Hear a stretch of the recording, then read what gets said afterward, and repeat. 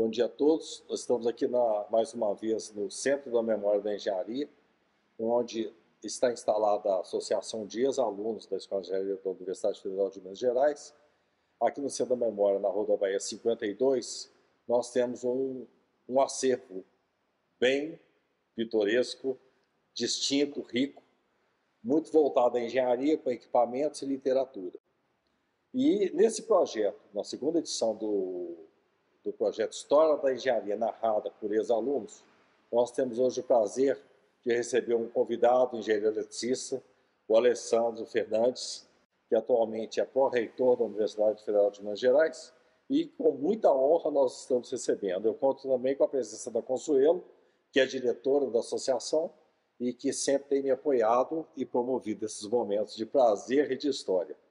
Alessandro, você realmente é muito bem-vindo. Eu agradeço, em nome de todos da associação, a sua disponibilidade de estar aqui, mesmo com toda essa dificuldade horária, essa agenda lotada que você tem. Então, inicialmente, eu quero saber se você é de BH, de Belo Horizonte, se você veio de fora. Como é que tem essa história do Alessandro até Belo Horizonte? Bom, inicialmente eu quero agradecer, né? Uma honra muito grande poder participar desse projeto, né? Conversando com os antigos alunos da Escola de Engenharia.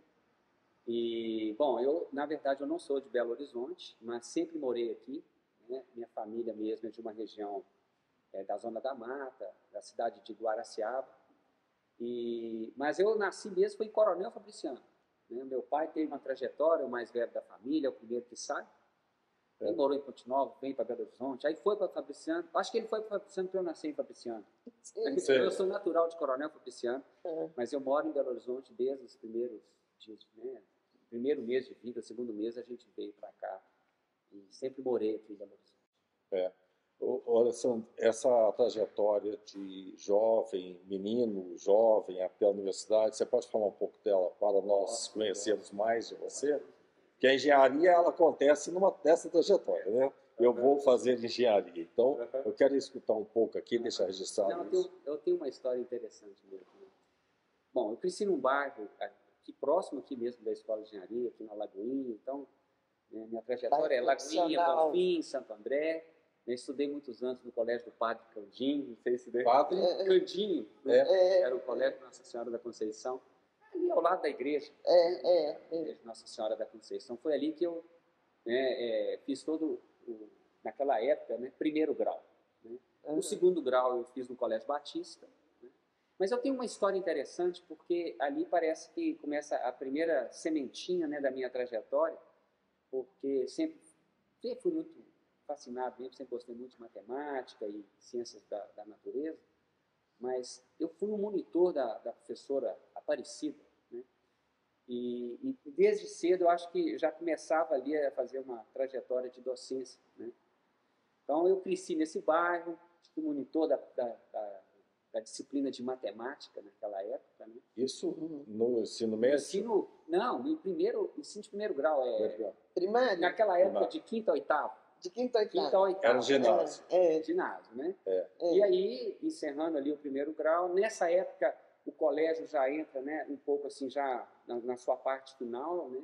E aí meus pais decidem, meu pai tinha uma massa, papai falava assim, escola boa é perto da casa da gente. E quem faz a escola é o aluno. Só uma coisa, o que é a parte final? Eu falo o colégio, né, ele tem um Você estava concluindo. O colégio ele existe? Não existe mais. Os meus irmãos estudaram no colégio, né? Nós somos 3 irmãos, e eu também estudei lá, mas quando eu saio do colégio, na oitava série, naquela época, né? Aí o colégio existe mais, talvez, sei lá, uns 2 ou 3 anos, eu não vou precisar mesmo, né? E aí eu vou para o Colégio Batista, né?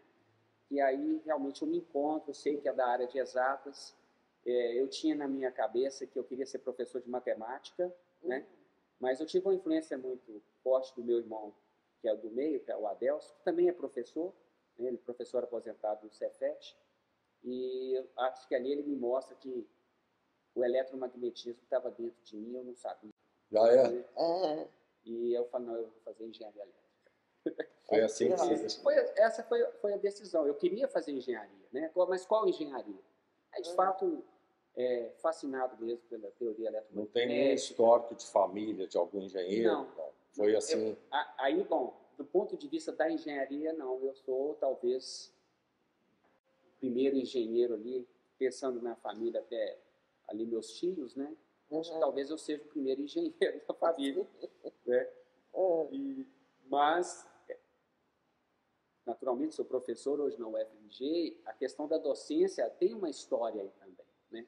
Mas, assim, do ponto de vista, né, que você está querendo, né, me perguntar sobre essa trajetória, nós vamos chegar nessa docência. Você está indo muito bem. Então, assim, a engenharia é isso, né? Ela aparece com um viés mesmo da matemática. Da matemática. Né? Mas meu irmão falou, não, acho que você devia fazer engenharia.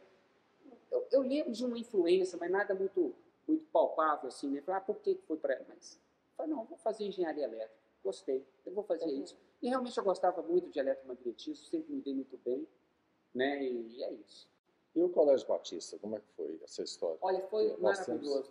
Foi um dos melhores momentos. É o que eu escuto, né? Sempre de todos os excelente, ainda é um excelente colégio. Né? Então, assim, me dei muito bem, era... Né? Não, e é interessante que até tem uma questão religiosa que eu acho que não tem problema contar, não, porque esse aqui é um bate-papo, né? Minha mãe tinha uma preocupação danada. Porque aí, o Colégio Nossa Senhora da Conceição é católico, né? E aí ela foi no padre Tadeu. Padre Tadeu, tô com receio, né? O Alessandro vai para o Colégio Batista, o que vai acontecer? Vai virar protestante. Dona Naná, nenhum problema, né? O importante é ser filho de Deus. Isso mesmo. E essas coisas acontecem naturalmente, não existe isso, né? E não existe mesmo, né? Acho que essa não existe. Então, foi muito bom, me dei muito bem, o colégio é excelente. Ele tem um conteúdo, uma disciplina muito boa, né? Isso, e eu lembro, no Colégio Batista, eles fizeram um trabalho interessante, porque acho que existe esse estudo pedagógico em todo o colégio mesmo, eles vão mapeando, não, esse aqui está mais para a área biológica, esse aqui para a área exata, esse aqui tem um potencial de ingressar na universidade. E eu lembro deles terem feito um trabalho com uma turma de estudantes, né, assim, olha, essa turma aqui vamos investir porque esse pessoal vai seguir carreira universitária. E realmente isso aconteceu, eu me lembro disso. Né? Eu lembro da gente imigrando, né? Você entra no aquela época, segundo grau, primeiro, segundo, terceiro ano. A gente percebe, né? Vai moldando ali, né? Sim. Ou seja, excelente colégio, tenho memórias muito importantes do Colégio Batista, maior satisfação de ter estudado lá, maravilhoso.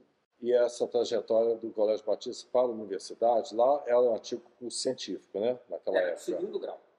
Na minha época já era segundo grau. Você cursou o segundo grau lá. Cursei o segundo grau. E essa trajetória do segundo grau para a Escola de Engenharia da universidade foi através de...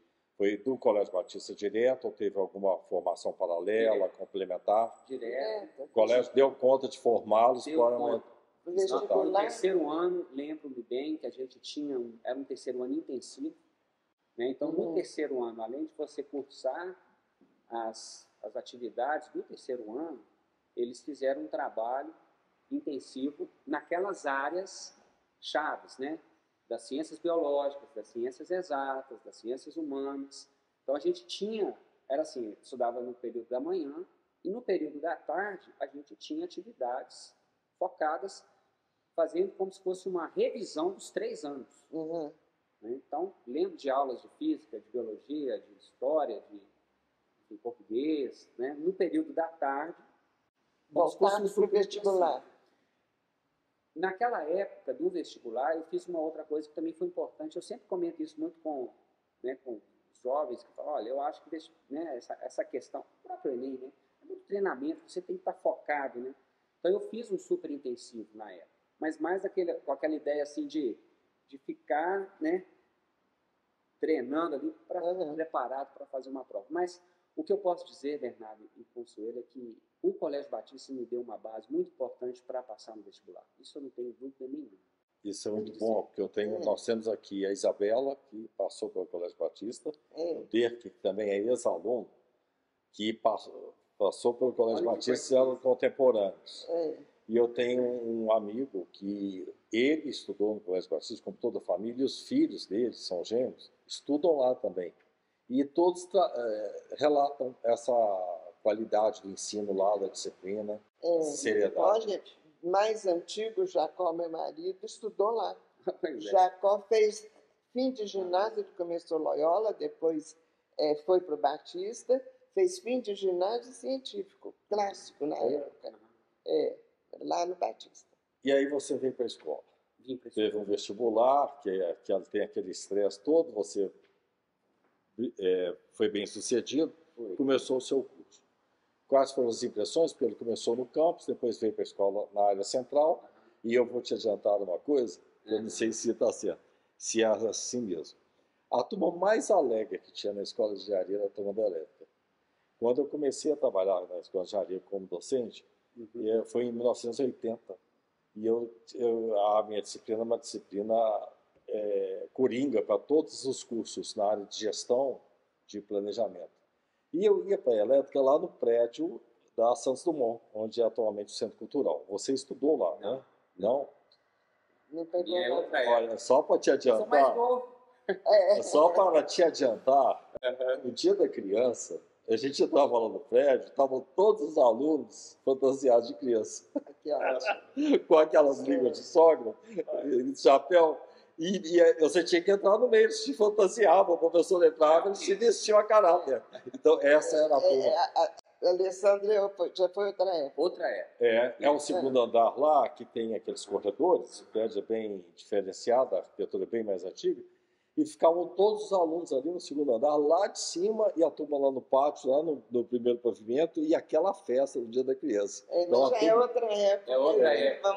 Você não pegou essa turma, não? Não, então, eu, na verdade, quando eu ingressei, então, no primeiro período de engenharia elétrica, no segundo semestre de 1986, sou da segunda entrada, a gente estudou naquele complexo que era o antigo ISEX. A gente chamava do PCA, Pavilhão Central de Aulas. Né? Eu também estudei hoje lá. não existe mais. Nesse local hoje está construído o bloco de aulas da Escola de Engenharia, que a gente chama de bloco 3. Né? Então, é ali que a gente faz inicia. Né? Então, eu lembro das minhas primeiras disciplinas, né?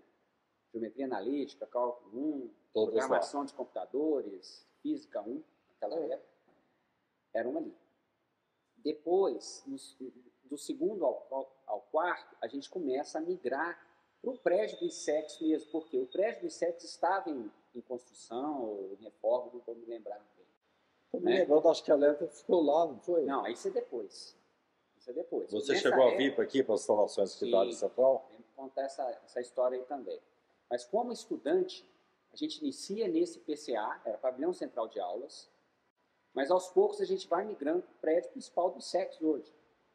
Ali no PCA, naquela época, se não me falha a memória, funcionava, não sei se era a pós-graduação da matemática, no segundo andar, embaixo eram só salas de aula. Então, é isso que eu lembro. E, a partir do quinto período, é que a gente vem para a escola de engenharia. Então, eu frequentei, na verdade, os edifícios AS e AG, né? Principalmente o terceiro andar do AG, que é onde está o departamento de engenharia elétrica, funcionava, né? O departamento de engenharia eletrônica. E o 10º andar do AS, que é onde funcionava o departamento de engenharia elétrica. Então, os laboratórios eram no terceiro do AG e no 10º do AS. E as salas de aula, naturalmente espalhadas, né, pela escola de engenharia, tanto o AG quanto o AS. Geralmente, as disciplinas da área eletrônica eram no AG e os da área elétrica era aqui no Você pode nos falar desses laboratórios, por favor? Eu vou dar uma sequência com relação ao acervo que nós temos aqui. Sim. Os laboratórios principais lá do curso de engenharia elétrica, por favor. Sim. Não, então, da área de eletrônica, né, a gente tinha os laboratórios de eletrônica fundamental, né, professor Borato, né, lembro bem, né? Professor Paulo Seixas, né, que são professor Porfírio. Tinha o laboratório de eletrônica de potência, que é a disciplina que a gente fez, que é uma disciplina-chave naquela época, né, eu formei, na época era ênfase. Né? Você formava engenheiro eletricista, tinha 4 ênfases. Eletrônica, sistemas elétricos industriais, sistemas de energia, e tinha uma quarta, que eu não sei se era um curso mais generalista, né? Não era nenhuma específica, né? Acho que é isso mesmo, minha memória não está lembrando dessa quarta ênfase. Então, eu formei engenheiro eletricista com ênfase em sistemas elétricos industriais. Então, os laboratórios, né, de eletrônica, marcantes, são esses mesmo, de eletrônica fundamental, de eletrônica de potência, e também de telecomunicações, né, professor, nossa, agora falhou, não estou lembrando o nome do professor lá de teleco, famosíssimo, vai vir na memória. Sim. Do lado da elétrica, né, aí sim, os laboratórios marcantes, né, naquela época era o laboratório de máquinas elétricas, né, professor Píramo, professor Selém, né, professor Valmir, professor Braz, naquela época, iniciantes como docentes na engenharia elétrica, e os laboratórios de acionamentos industriais, que é a área que eu me formei, né, acionamentos de motores elétricos. Né. Tinha também, naturalmente, base, né, os laboratórios de circuitos elétricos, né, que até hoje é a base do curso de medidas elétricas. O professor Mota também lembro bem dessa atividade. Acho que principalmente esse aí, mas tinha outros também. Nós temos aqui um grande acervo de equipamentos que eram dos laboratórios. Depois, em algum momento, se for possível, eu gostaria que você desse visse os equipamentos para nos dar referências. São muitos equipamentos. Felizmente, nós temos aqui o José Carlos, que é ex-docente, e ele está fazendo esse levantamento. O professor Zé Carlos é um grande amigo, até um conterrâneo, né? As famílias são da mesma região. Lá da região de Guaraciaba, acho que o pai dele. Né? E, só que eu não consegui ter aula com o Zé Carlos, porque na época que eu fiz a disciplina, que ele era docente, que é a área de controle, ele estava em doutoramento. Aí quando eu chego na disciplina, ele estava em doutoramento. Né? Aí no semestre seguinte ele aparece. Aí eu conheci o Zé Carlos, né? Mas é uma pessoa que eu tenho um carinho muito grande. Né? Então, pois é, então o acervo está todo aí. Esses professores antigos que são muito importantes na formação. Esse acervo está aí e muito bem cuidado por ele. Está fazendo esse levantamento. Nós agradecemos. Identificado e todo. E aí, depois dessa trajetória, assim, as relações com os colegas mantêm até hoje? Mantém todos. Até hoje. Eu acho que esse é um ponto muito importante que talvez as turmas mais jovens não conseguem criar. Né? A gente tinha uma conexão com esses professores que nos deram aula. Bom, naturalmente eu fico na instituição, mas independentemente de estar hoje como professor da UFMG, a conexão que a gente tinha com os docentes, ela permanece muito forte. Eu não consigo, às vezes, precisar isso com os atuais estudantes. Né? A gente tinha uma outra forma de se relacionar com os professores. E entre vocês, entre os colegas. Olha, até hoje, né? Assim, eu vou adiantar, Alessandro, que a associação tem a preocupação de ter um link maior, uma conexão maior com os alunos atualmente. Porque isso foi perdido, porque as instalações aqui, elas promoviam maior proximidade. Elas são um terço, pelo que eu lembro do histórico, do que existe hoje. As instalações físicas da escola hoje são três vezes essa daqui. Então, esses alunos estão muito dispersos, então não tem essa proximidade, essa interatividade, porque no passado interagiam mecânicos com eletricistas, com civil, com metalurgia, com química, com minas, todos eles. Hoje tem mais engenharias, né? Então, houve sim uma separação que não foi intencional, mas ela acontece de fato. Então, a solução, como nós estamos pensando, é estarmos dando palestras de engenharia para os alunos, para que eles venham aqui, para que eles conheçam o Centro da Memória, para que eles conheçam a Associação de Alunos, para ver se nós promovemos, porque, não sei se você lembra da Cotec, ela era uma forma de agregar as pessoas. Sim. Assim como os DAs e os grêmios aproximavam as pessoas. Então, eu não sei como está essa relação de proximidade entre os alunos. Eu concordo com você nesse ponto de vista de que a escola, a gente era mais próximo, né? Hoje o complexo da engenharia, ele realmente é muito espaço, muito amplo, né? Que bom que seja. Que bom. Mas aumentou muito o número de alunos, né? Aumentou muito. Então, O que é esse aumento, por favor? Assim, se a gente... O grande aumento acontece em 2009, 2010, né? Que é por causa do projeto do governo federal de reestruturação das universidades, que se chama REUNE. O aumento é 30%. Né? Hoje a escola tem algo em torno de 5 mil estudantes. Né? Então, antes de 2009, tira 30%. Mas, assim, em número de vagas, o que aumentou? Aí tem muito assim... Por entrada. Na verdade, assim, tem um aumento, mas ele não reúne. O que aparece, que muda para a escola de engenharia, é a criação de 3 cursos. Né? Que é engenharia ambiental, engenharia aeroespacial, né? Quem que é o outro curso que começa na época do reúne? Agora me falhou, não sei se é o próprio engenharia de sistemas aparece depois. Controle e automação noturno. Porque naquela época não tinha ainda controle e automação noturno. Existem outros cursos noturnos? Existe mais outros 2. O mecânica noturno e engenharia fantástico, de sistemas. Porque permite, eu tive o prazer de trabalhar com os alunos do noturno da mecânica. E o nível de seriedade, de dedicação dos alunos, trabalhar o dia todo e estudar à noite. Isso é muito importante. Isso. Então, essa é isso que a escola de engenharia tem a mudança em 2009 para 2010.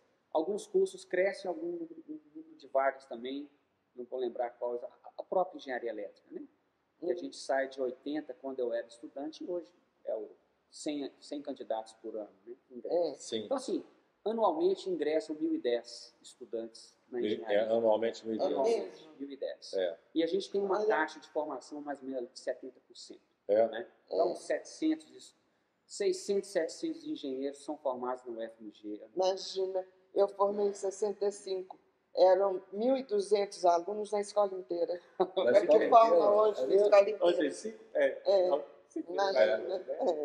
Muita gente. Então, de fato, assim, a escola é muito espaçosa, muito ampla, então ela fica mais departamentalizada, né? E as relações ficam mais... Só para fechar um pouco essa parte, realmente você acha, é uma pergunta, né?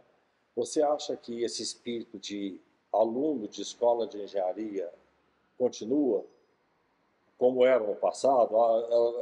Todos muito próximos, então, ex-alunos. Então, agora, como fica essa situação? Qual que é a visão que você tem em relação ao futuro, por exemplo, dos ex-alunos? Será que eles estarão se identificando como ex-alunos, como turma?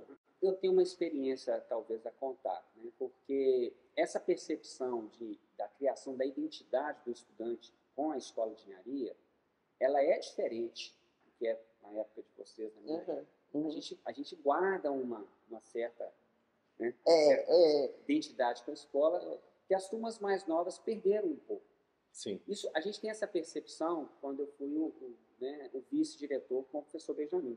Né? E a gente iniciou uma gestão em 2010. Né?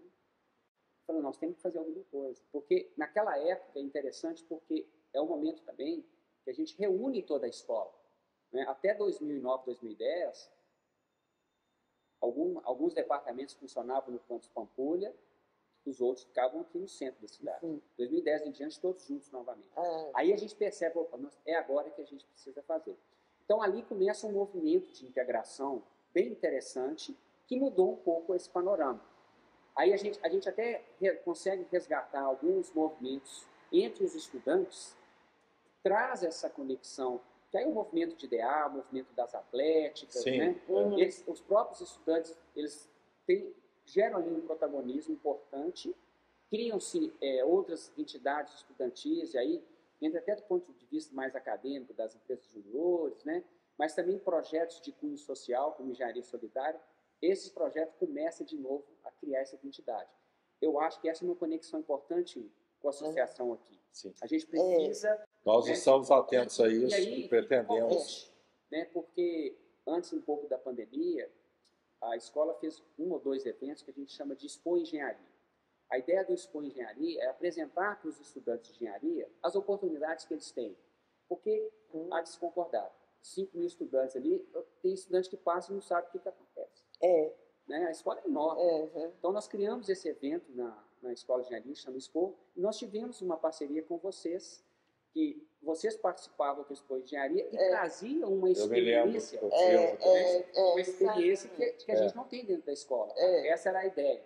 E aí fazia essa conexão da associação com os estudantes. Então fica o convite para o ano que vem já está a gente fazer o Expo de Engenharia. Nós temos aqui uma diretoria técnica. Vamos retomar esse projeto? Vamos sim, ótimo, com certeza. Ótimo. Alessandro, depois que você se formou, então, qual foi sua trajetória profissional, se você entrou direto no mercado ou se você já veio para a área acadêmica. Você pode falar um pouco sobre isso? Bom, a época que eu me formei, né, é um nome que eu não gosto de usar porque eu não sou perdido, né? Mas eles falavam que era a década perdida, não sei se você já ouviu falar da década. Mas eu não sou perdido, não. Eu não gosto de usar esse nome, não. Mas, de fato, era uma época cujas oportunidades no mercado estavam realmente muito difíceis. Né? Se formou em 91. Início dos anos 90. Não foi uma época muito fácil para o mercado. Né? Na minha área de engenharia elétrica, o grande foco era e continua sendo, às vezes, a própria CEMIG, né? As empresas, as concessionárias de energia. Né? Mas ali parece também que eu já estava desenvolvendo um pouco do lado da docência, né? Então, eu decido ficar mesmo na escola. Então, eu não fui para o mercado. Você já era monitor nessa época? Sim, eu tinha projetos de iniciação científica. É o início da iniciação científica, quando começa a aparecer as bolsas do CNPq, da CAPES, e até mesmo da Pró-Reitoria de Graduação, tinha bolsas de iniciação científica. Né? Então, eu já ingresso com a atividade de pesquisa, e isso consolida uma trajetória para fazer o mestrado. Então, foi um ano complicado na formatura, porque a gente teve uma greve docente, ou seja, atrasou 4 meses, né, a minha formatura, mas esses 4 meses eu usei exatamente para trabalhar a pesquisa. Então, eu já estava desenvolvendo uma atividade com os professores Porfírio, qual área, hein, eletrônica de potência e conversores estáticos, né? Então, era o professor Porfírio, o professor Brás e o professor Benjamin. Controle de conversores, para ser mais... Tem dois Porfírios? Pai e filho? Não, é um só. Um Porfírio. Porfírio Cavaleiro Cortizo, professor aposentado da eletrônica. É recente a aposentadoria dele? Recente. Alguns anos. O professor Benjamin, vocês conhecem. E o professor Brás, que ainda é docente na engenharia elétrica. Então, ali, eu já estava estruturando uma atividade de pesquisa. Então, eu ingresso no mestrado automaticamente. Como eu tive esse período da greve, eu aproveitei muito para desenvolver o trabalho de pesquisa. De forma que, quando eu ingresso no mestrado, eu já tinha um bom caminho andado da minha dissertação. Então, é uma questão de fazer as atividades curriculares obrigatórias, as disciplinas, desenvolver o tema e fazer a defesa. Né? Tanto que o meu período de mestrado é muito curto, ele dura 1 ano e 4 meses. Mas se considerar os outros 4, né, que eu estava antes, dá um bom de 8 meses, que é mais ou menos a média. E aí aparece uma oportunidade, né, de uma vaga docente no departamento de engenharia elétrica, naquela época ainda nível de assistente, com título de mestrado defendido. É a oportunidade que eu tenho, né? Então, fiz o concurso e fui aprovado. Ótimo. Então, eu ingresso aparentemente jovem, mas era comum, né? Assim, anos anteriores, o próprio departamento fazia concurso para auxiliar de ensino, que é você ter somente a graduação, né, o bacharelado. Eu sou, talvez assim, não diria um dos últimos a ingressar ainda como mestre, porque anos depois, quando o próprio programa de pós-graduação em engenharia elétrica começa a ter o doutorado, não justifica mais a gente fazer concurso para mestrado, né? Se a gente tem um curso. Sim. Então, eu fui talvez ali, não vou dizer o último, mas um dos últimos a ingressar ainda com o título de mestre. Depois, somente com o título de doutor. Alessandro, nós sabemos muito bem o que é engenharia, nós engenheiros, né? Agora, a sociedade não sabe. Porque eu falava com meus alunos o seguinte, eles imaginam que o engenheiro eletricista é aquele que vai lá cuidar do tomatinha, que vai dar um curto, que ele vai resolver aquele problema. Vai consertar o liquidificador. O mecânico vai consertar automóveis. O mecânico vai consertar automóvel. O civil é pedreiro. Tanto é que existe, assim, eu já vi uma assistente social de uma instituição virar e falar assim, não precisamos de engenheiros, passa por tratamentos de obra. Então, na verdade, a sociedade não sabe o que é engenharia. Quais são desconhece a diversidade das áreas, né, de atuação, desconhecem o profissional. Qual que é a sua opinião sobre isso? O que é que nós poderemos fazer? A associação de alunos que nós já fazemos palestras divulgando a engenharia. Temos aqui a revista da associação, o o jornal A Ponte e a revista A Ponte, que nós colocamos uma diversidade de profissionais falando de todos os assuntos. Então, qual que é a sua opinião? O que pode ser feito associação com a escola de engenharia, a universidade, no sentido de melhor divulgar a engenharia? Você já falou aí da Expo, e ela foi paralisada por conta da pandemia. O que nós podemos pensar juntos aí? Olha, bom, a própria universidade ela tem essa dificuldade de falar os cursos que ela tem, né? Então, assim, se você parar para pensar, hoje a UFMG tem 91 cursos, tem gente que não sabe que curso que tem. Então, a própria universidade se movimenta, nós temos uma mostra que chama Sul UFMG. Aliás, essa semana está ocorrendo ainda no formato online. Ano que vem a gente volta no formato presencial. Mas, assim, falando da engenharia, eu sonho com outro projeto, né, que eu chamo de porta... Tem até, já foi em outras universidades, já vi esse nome, a gente pode pensar um nome também, mas assim, engenharia de portas abertas, né? Porque se o expor engenharia, como conversamos aqui, é para dentro, né, eu acho que a gente tem que colocar também para fora. Eu acho que teve uma época que a própria mostra de profissões, que é anterior a essa sua UFMG, que a gente recebe, eu acho que a engenharia teria condições de fazer talvez uma atividade, conjugando com essa atividade que a UFMG faz, de apresentar os seus cursos, né, que a gente falasse um pouco mais da engenharia para exatamente mostrar que é muito mais, né, do que... Muito mais do que pedreiro, do que mecânico. É isso. Então, e um ponto importante que você traz, né, até aqui, né, respeito à Consuelo, as engenheiras. Nós temos um projeto de engenharia, de mulheres na engenharia. Que aí uma menina fala, quer dizer que eu posso ser pedreira? A menina queria fazer engenharia civil. E aí ela associou, né? Associou. Então eu posso ser. Ato falho, né? Já foi, não. Falho, né? Você pode ser o que você desejar. A mulher pode fazer o que ela desejar dentro da engenharia. Então, assim, eu acho que é muito importante, viu, Bernardo? Quem sabe a gente pensar em engenharia de portas abertas, conjugando com a própria sua UFMG em momento oportuno, para mostrar o que a engenharia tem. Né? A gente tem aí o poder hoje da internet, que a gente pode fazer divulgações, lives, enfim, todo um material, acesso remoto, mas também, por que não, um ciclo de visitação da própria engenharia, recebendo as escolas? Eu acho que é. E é lindo o complexo, né?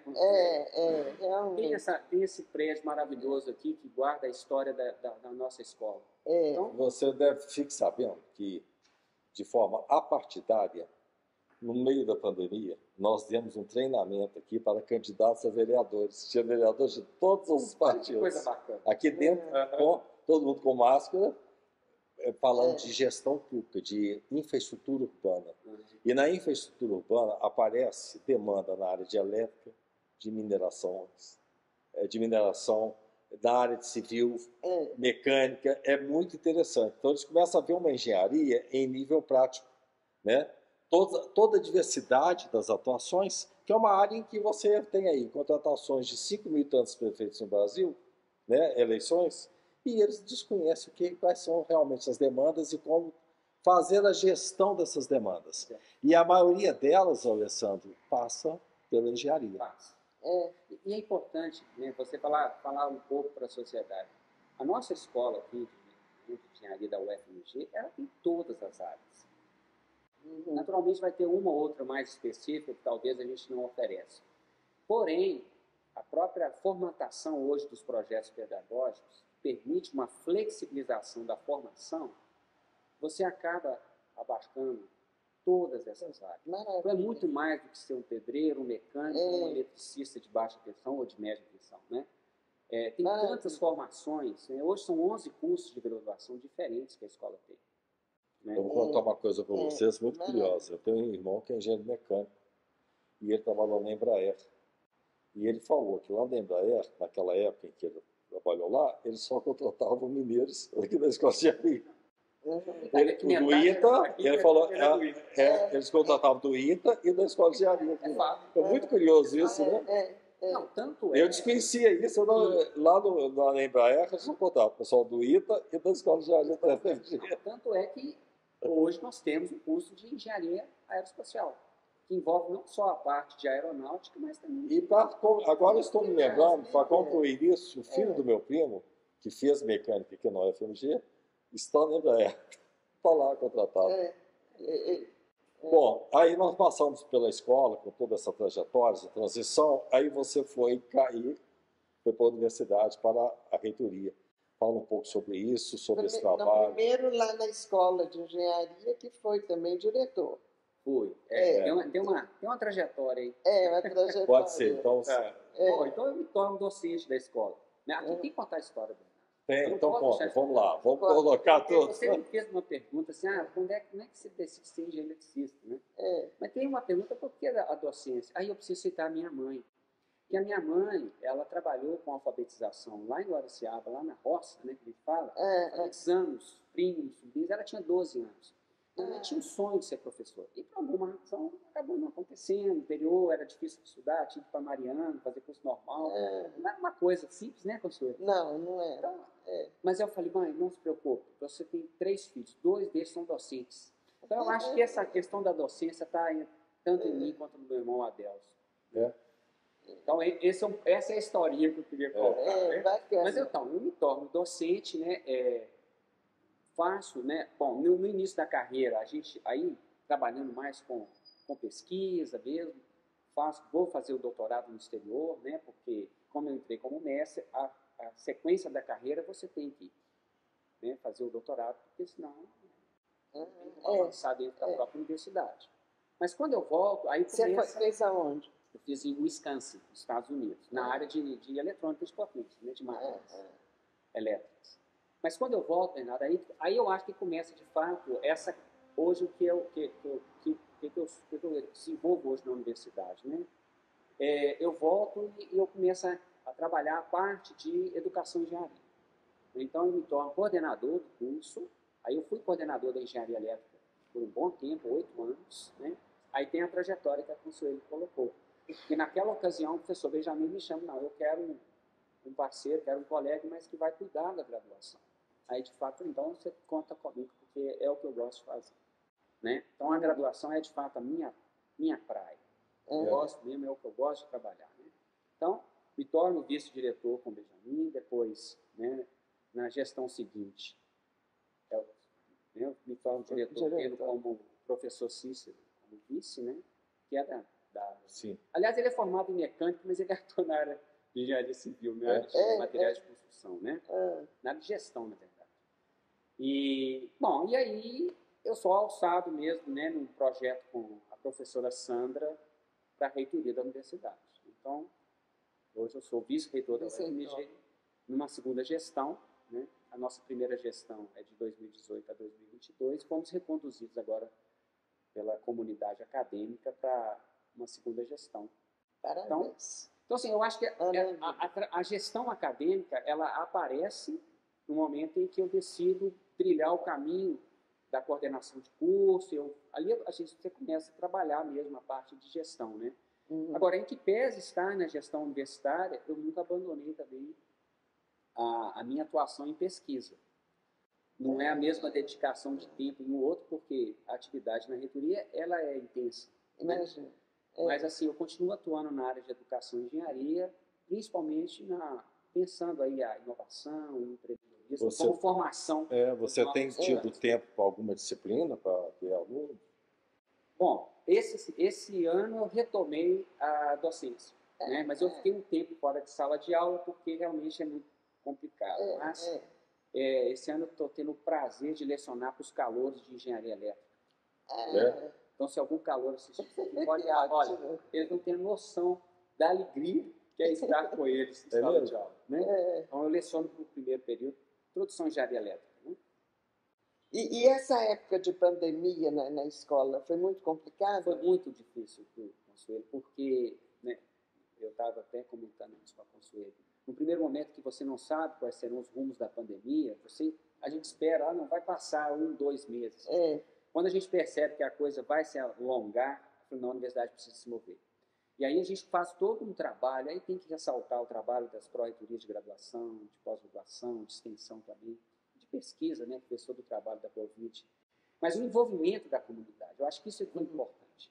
Então, assim, os colegiados estão todos, né, aulas remotas para iniciar o remoto. Então, a gente retoma o remoto em agosto de 2020.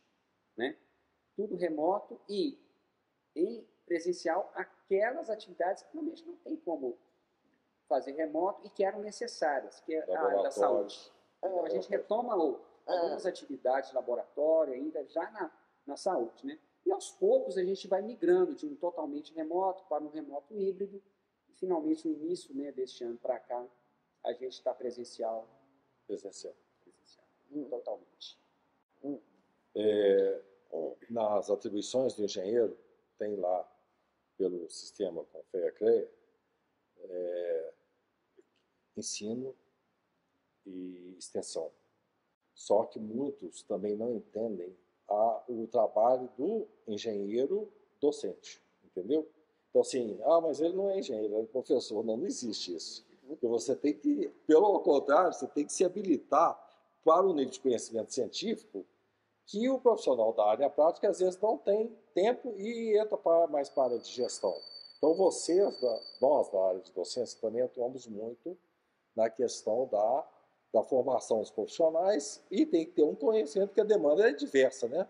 O nível de expectativa, de questionamentos de um aluno, o professor tem que ter condição de atender isso. Então, por tudo isso, nós temos uma trajetória como docente. Eu tive também como profissional, que o regime era 20 horas parcial, não existe mais isso na universidade. Existe? Existe. Porque eu era tempo parcial, eu fiz questão, eu era tempo integral. Eu acho que Então eu consegui migrar para tempo parcial para eu poder continuar atuando no mercado. E não me arrependo não, viu, Alessandro? Foi assim.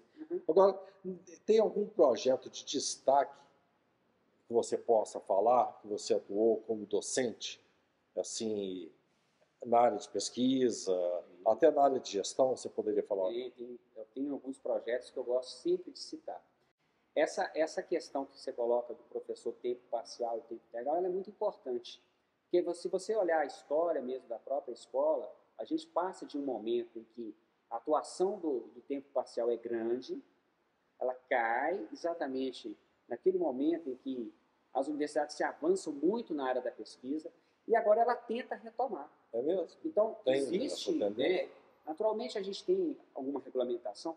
Se você for para a área, por exemplo, da medicina, do direito, em que o profissional liberal é mais presente, então, assim, a proporção é bem maior do tempo parcial. Tá? A gente tem que ter um mínimo lá, tem percentuais mínimos. Mas, enfim, o que eu quero colocar, observando o que você trouxe, né, que a gente começa a mudar um pouco o panorama agora, exatamente tentando trazer mais tempo parcial, que é essa experiência do mercado para dentro da escola. Exatamente. Né? Bom, mas voltando à questão dos projetos, eu acho que tem um que eu gosto muito de citar, que foi uma iniciativa, né, da FAPEMIG à época, o professor Mário Neto, na época era diretor científico, eu não sei se nessa época ele já era o presidente da FAPEMIG, que é o projeto Santos Dumont, né, que era a ideia de você criar uma atividade de pesquisa mais tecnológica, voltado mais para realização de produtos, colocar um produto no mercado.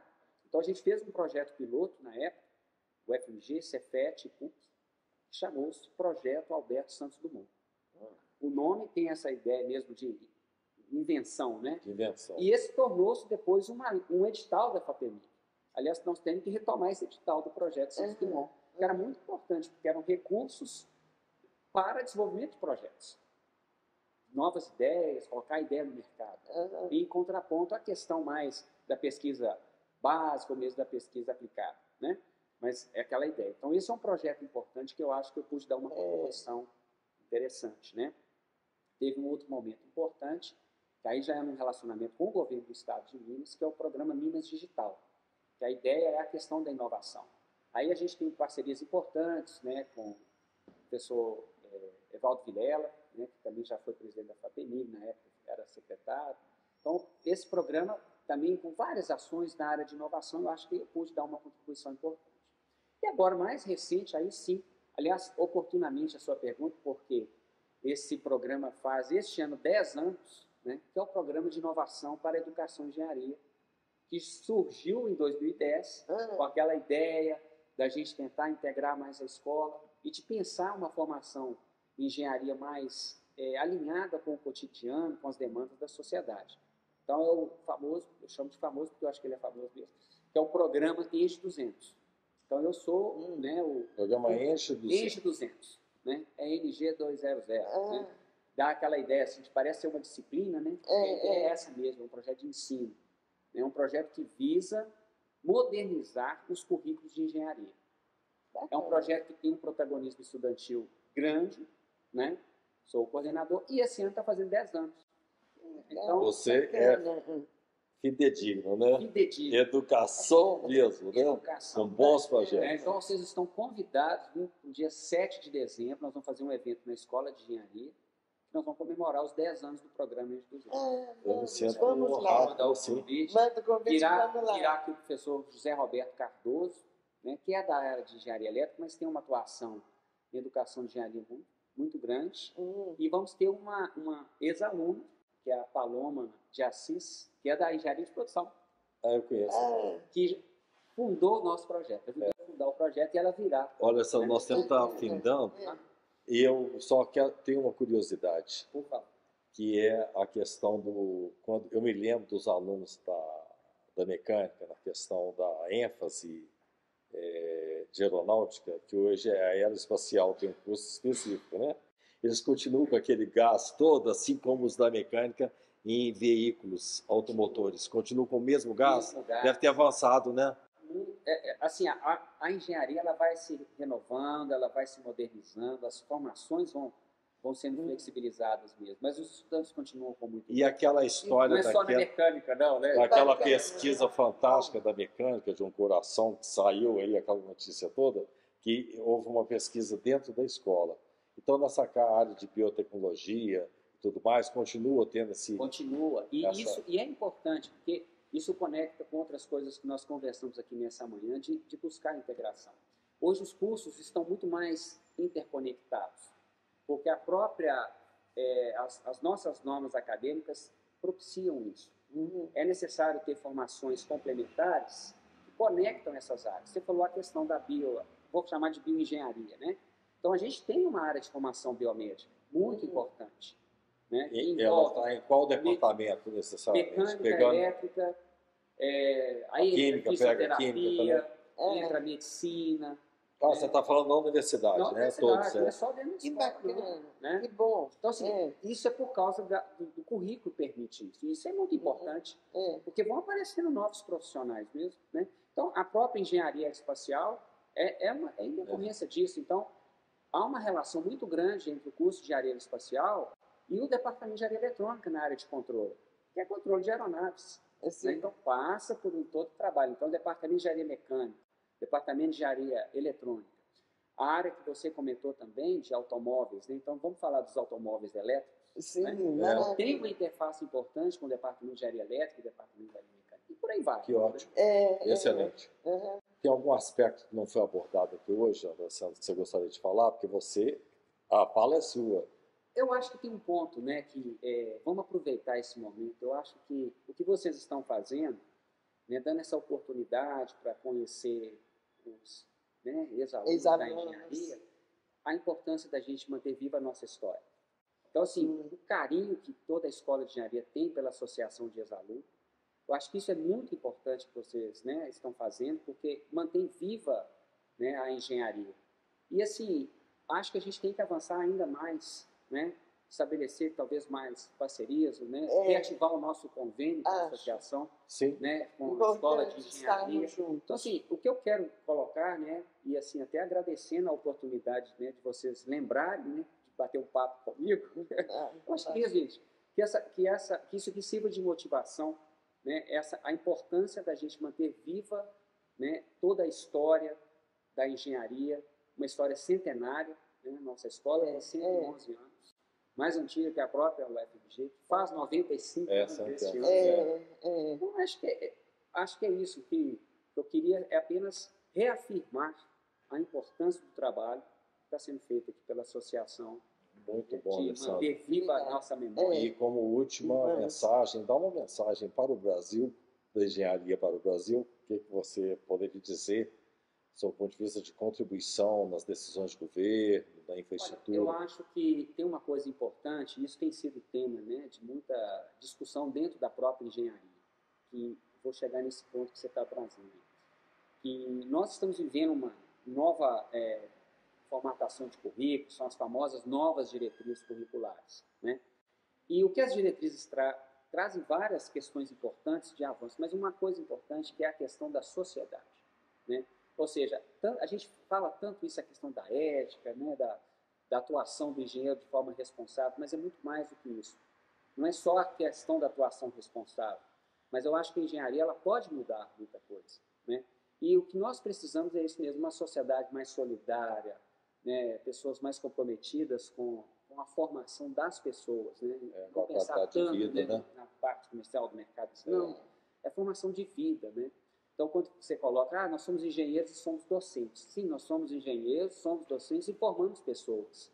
Então, eu acho que o recado que eu quero colocar é que a Escola de Engenharia da UFMG, ela se preocupa com isso sim, que é a responsabilidade social e, sem dúvida alguma, a questão ambiental, né?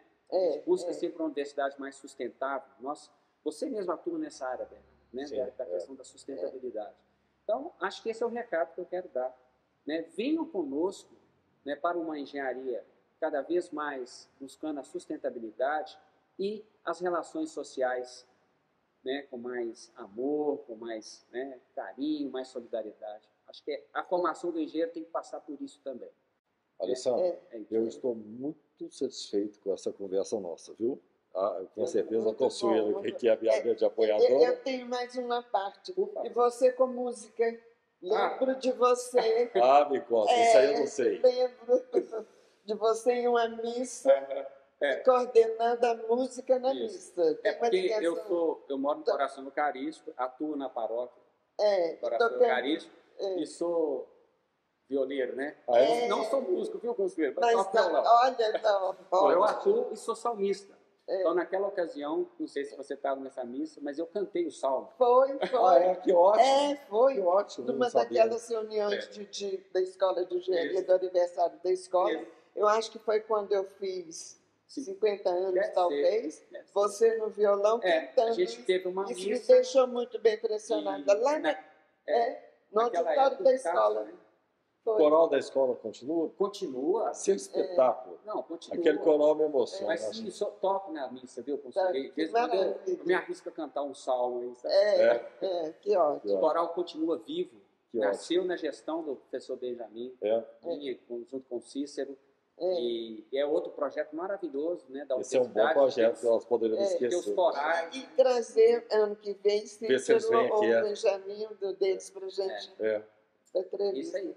Alessandro, eu quero agradecer a sua presença em nome de todos da associação, em nome da Engenharia Mineira, viu? Porque muito rica essa conversa nossa, você viu que ela fluiu com facilidade, com muita informação.